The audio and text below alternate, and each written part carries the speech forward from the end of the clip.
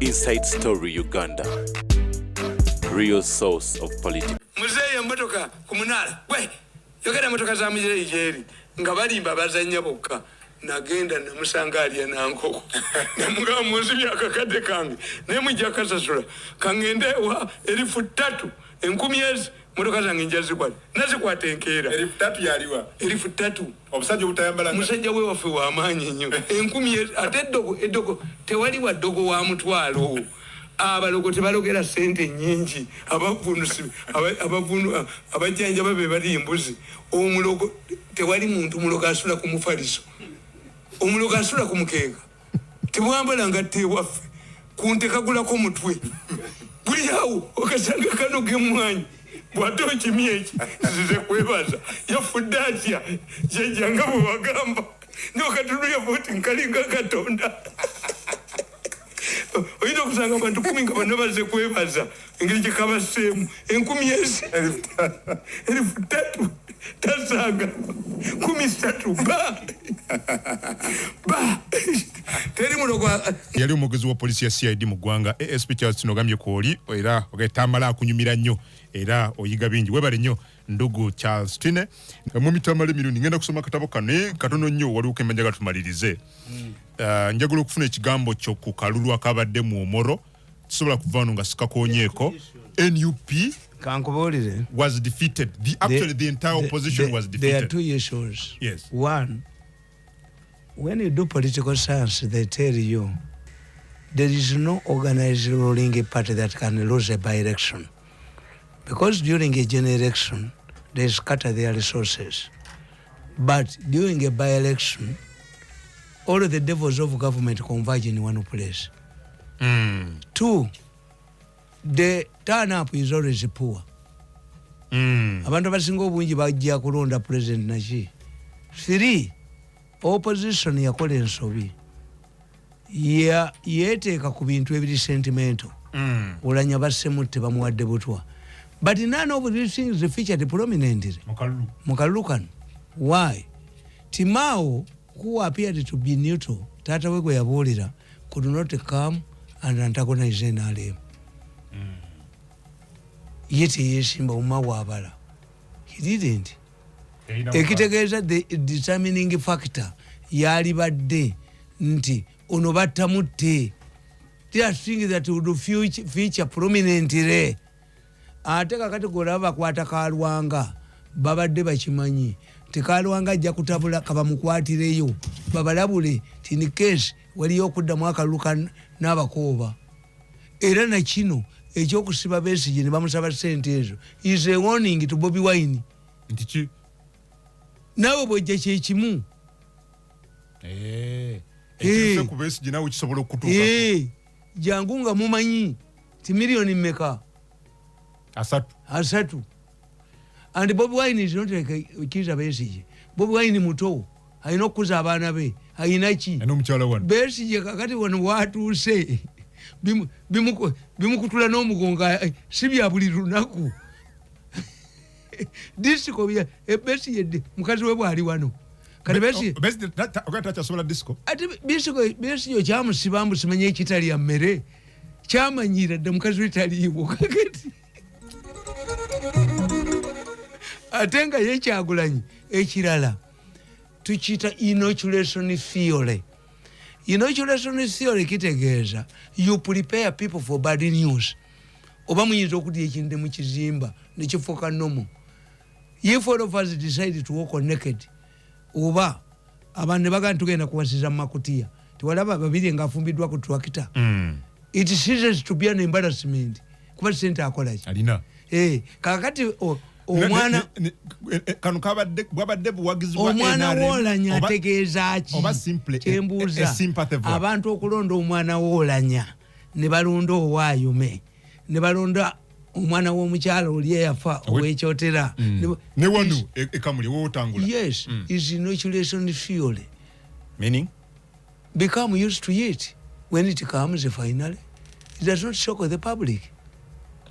Kati nkuteereko ekyekirala twaliyanga mitwe gyangege Mirundi yagulanga emitwe gyengege nga buli omu ali engege ennamba nakati njirya nakati oli engege ennamba mutwe twalianga mitwe isi kati bana opposition ate batyo kireeta. But was this sympathy or it was genuine support ya NRM Momoro? You see, look at the turn up.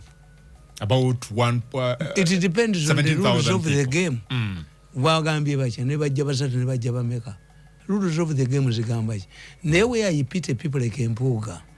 When you complain later, wakayingiddemu ogamba kibesi wabasingira.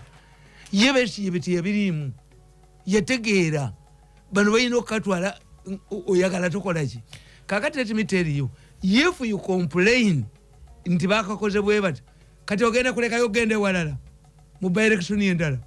If you complain, yes, semogere akanti banzibye mu 96 tetukaddamu badamyano lubeka bakawanga bafiirawo abantu bano beggalirayo. You cannot say that they have cheated us. Attention odda when will they not cheat you? Because bakyogere wanakwe ekayunga. Yes. Ina ne bakiddamu wano. Yes. Okay. Kiraga kichikalu akagenda okubeera emitya brother in case by election yes. emityana. For me I blame the judges. Ewana bakoba. Me I blame the judges. Political judges at the high court level must understand the country. Ti omusajja Malaga Kenya yatunuliranga Raila gundi awangudde Uhuru Kenyatta, a combination of the Kikuyus and the Kalenjins nga ze kamba tebali mu baani n'akasazamu n'akawena ku nkaaga nga kyategeeza government of national unity.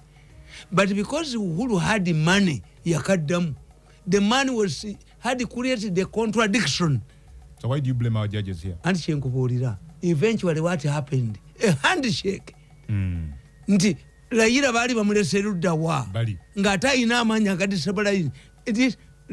This judge is a Kenyan. He knows there is no sensible judge who can reduce a member of a party with small numbers when the ruling party has already achieved the two-thirds majority. Munsi talimu terimulamuzi babayina wano. Yes, the party has already achieved 75% the two-thirds majority in the parliament. Does it help you to build the democracy? No jayo aina babiri. These are not judges. And in Kubulira, these are not judges. What are they? A judge will say no. These ones have already achieved the two-thirds majority. Whom do you help if you are building a democracy? High court judges everywhere. See, they are not blinded by the law. So, ekyabadde mu Lukina impact in case of any other by-election? Yes. Ate embuzi emaze okusamba ate weti kente. Embuzi ekusambya ate ne weti kente. Ejja kusambira ddala. Yes. And they don't know how to prepare people. Abamerika abo balaba bagezi nnyo abazungu. They first infiltrate their enemies. Saddam ayina ebivu ayina ki ne batwala n'enkoko ayina nuclear weapon nga musajja tutayina.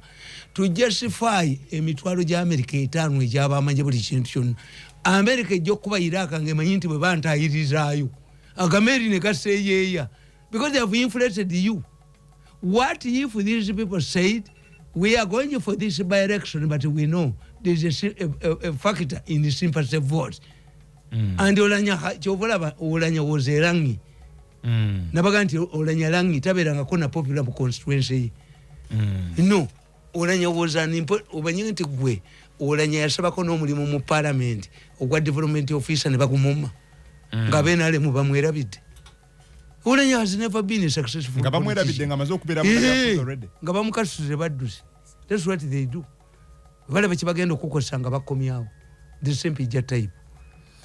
Kale kanzije katono soma akatabo kano mukuku na Tamale Mirundi akatabo kano mu mitamalo tulula ali kamera zange zifune bulungi akatabo kano wakawandika okay bakayita who to blame, is it the market master or the madman? Gwe yetaito ya katabo wakawandika ngenaku z'omwezi lumu omwezi ogwokuna 2012. just a young twakava mu kaluka 2011 Besigye sati yemu eyo gyayina jirebono waliwo sati eri ku mugugu anti yeyo nga bamujimbye gyakose ennaku zino yemu yennyini yeno yennyini erabika bullet proof kansome wano okay omuto ogamba bwe guti brother akatoba kayita who to blame, is it the master or the madman? Dr. Besigye escaped a court martial while other senior army officers like the late General Kazini, Tumukunde and others have not been given this same privilege. When he sneaked from his residence while under house arrest, none of the guards supposed to keep an eye on him was arrested and charged with negligence on duty. When he allegedly declared war on government, his businesses like fuel stations and farms operated as usual, at times even serving government departments. Obviously, any government would undermine Dr. Kizza Besigye's financial resources in order to cripple his financial base. This is usually done to deny such people sources of revenue to finance their criminal activities. Whenever Dr. Besigye is arrested, he is swiftly released. He is the only Ugandan who was bailed on treason unprecedented. When Haji Nassan Tege Sebagala went to address unlawful rallies in Mbarara, his car was subjected to live bullets. Dr. Besigye has never suffered such tough measures from security organs. His walk-to-work crusade has been distinctive. They are intended to impoverish Baganda.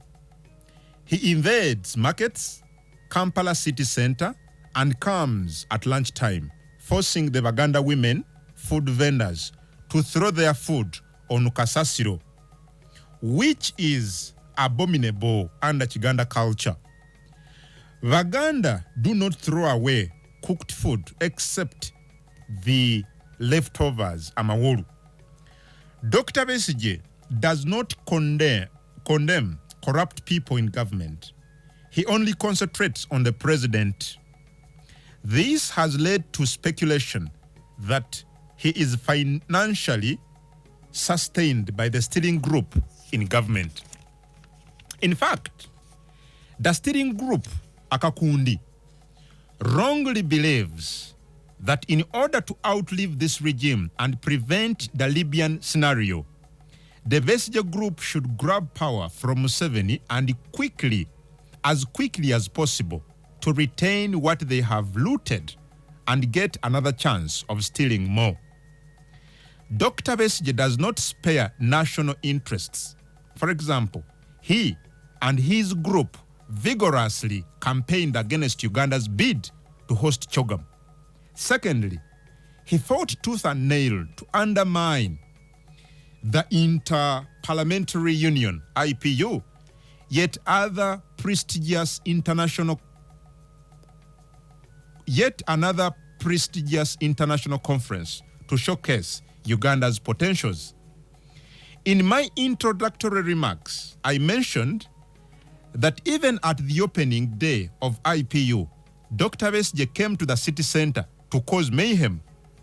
Remember, his hooligans attacked presidents who attended the 25th NRM anniversary and the swearing-in ceremony at Kololo.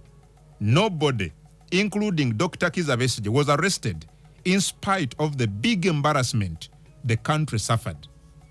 There is no credible opposition leader who can attack foreign visitors. When President Museveni was invited to Nairobi to address business executives of East Africa, Besigye plotted to stop the meeting. He insisted on going to Nairobi as a blind man ahead of the president, forgetting that Kenyans had several political assignments in their country. Yes. Several political assassinations in their country. And that the professor who was charged with writing a new Kenyan constitution was blind. So Kenyans were not seeing a blind politician for the first time. Shamelessly, Besigye has since not had time to go back to Nairobi for either checking up or further treatment, clearly telling everybody that the Nairobi trip was not for treatment, but pursuing a personal vendetta against Yoweri Museveni. In conclusion, the conduct of some government officials supports my assertion that Dr. Besigye is fronted by the stealing group to protect their ill-gotten wealth. Take, for example, how can city authorities carry out job-killing exercises in the middle of a hostile political situation that is inciting the population to overthrow the government?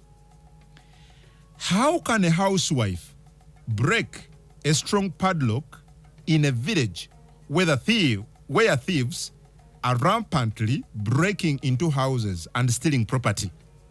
This would be the time for all families to be alert and impose strong security measures. Also, why Dr. Besigye should be seeking a government of national unity? Why does he want to join a collapsing and discredited regime if he is genuine? This exposes him as a power-hungry person who wants to sneak into State House by using non-democratic methods. Every time we have by-elections, Dr. Besigye campaigns for FDC candidates.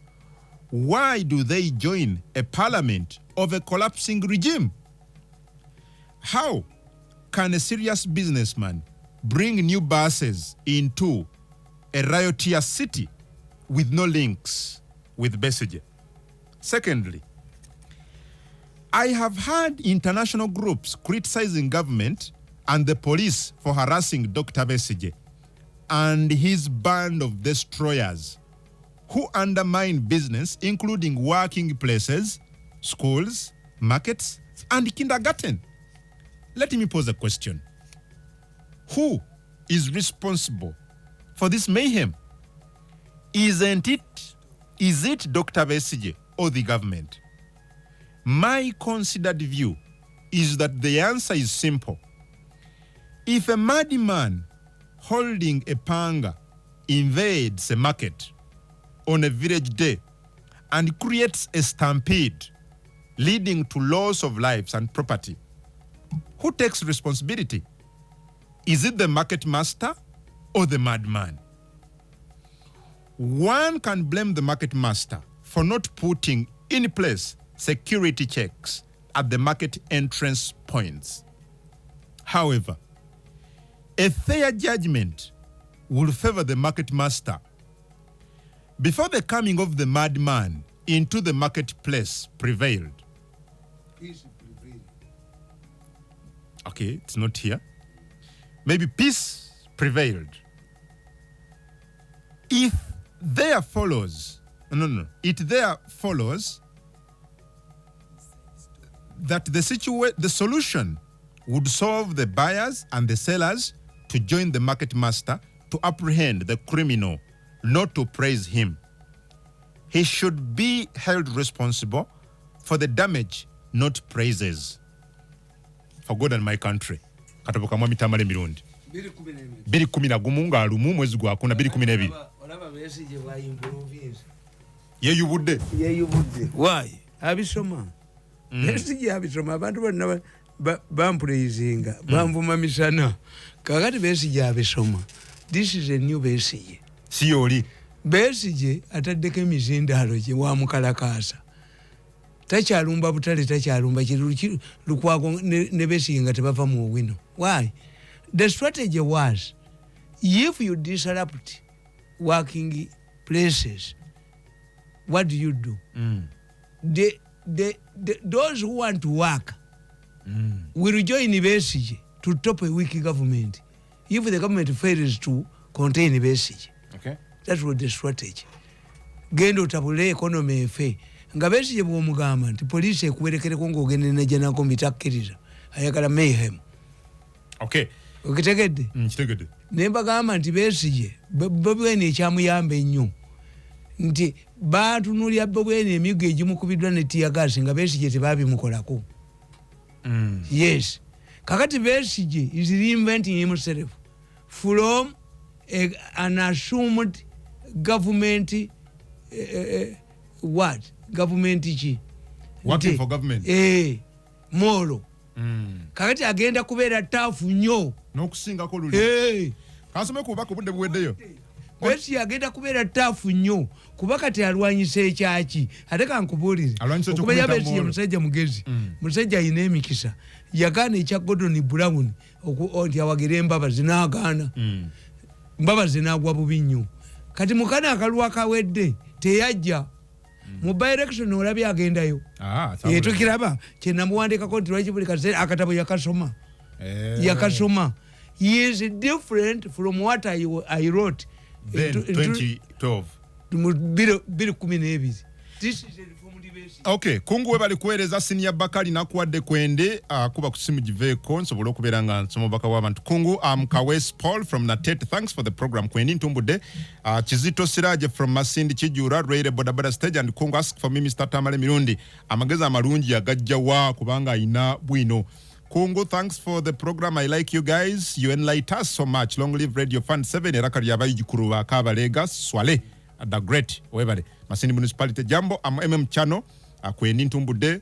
Irene Sanyo agambye Kungu, thanks for the program. Please ask Tamale, how is Chagulanyi stand politically and musically? Thanks. So nagamba Kungu. Salongo Sekabira. Joseph Lubambula. Ndika Wempe. Mwami Tamale Chakoze. Kansubire. Techirimu. Bamuliki. Okay. Olunagamba Kungu nze Adam okuva ebutalejja nsaba okusoma message yange Kungu abasajja politics mu butuufu balimba kubanga no mwogezi aneewunye n'agamba nti tamanyi motoka za drone naye tusaba Katonda abasasule okay. Onagamba Honorable Tamale mutuufu okay. Kyayogera mu kimu kyayogera Dr. Dan Binyinya Masindi. Kungu webale kutuweereza Tamale abeewo nnyo mwagala nnyo Innocent Kyenjojo atumbudde ebya Tamale tubiwulira nga bya Wakayima Nawango tayinza kutujja ku mulamwa Peter Jafari Apache ajasinzidde ogoberera Mahirez Plank from for the future will exonerate Mr. Dr. Professor Mirundi, the political science guru. Okay. Amkuru Adam Tamale awagirani Nasulu Buyende East Wagamba. Congo, thanks for the program and for hosting Tamale Mirundi. What Tamale has spoken is true that the country can survive with mafia's money like Italy did. Shamim Kabalye Masindi Akume. Nagamba Muhanuzi in Chibaire Hoima listening Kungu, big up Jambo.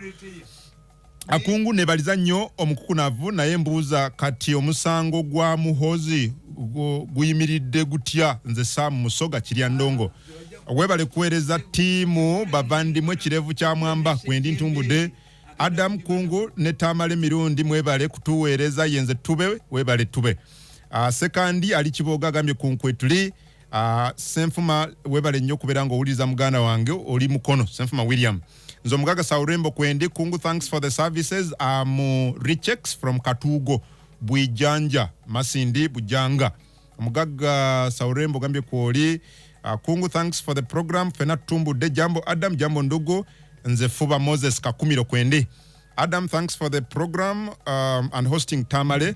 He articulates issues of foreign policy very well, but why are such people like Mirundi not ministers? Charles Alifort Poto. Following Mate Henry Masinde Businje from Bulisa. I'm on radio, tuned in and enjoying the show. Okay, Unagamba Kungu Jambo, I like your program. Felix Muganga Kisasi Kawempe Zone webale nnyo Living Bumanywa, my lovely presenter Mr. Kungu, I'm listening in. Tamale Minundi's political ideas, they are very good. Onagamba ye Joan Kungu, I am listening. Joan na yebare jambo lingomba nakaseko gambye kolyo tumbude. Onagaba Martin from Mr. Mirundi smelling the rat. The arrest of Besigye is a true warning to Bobi Wine. Yeah. Martin alikabango. Onagamba Kungu kwetu linyo tugoberera. Ogambye te? Ono muto. Bade sikulia. Bobi Wine muto. Besigye chi? Anti Besigye kakati ekitali ya mmere. Ye yagubadde.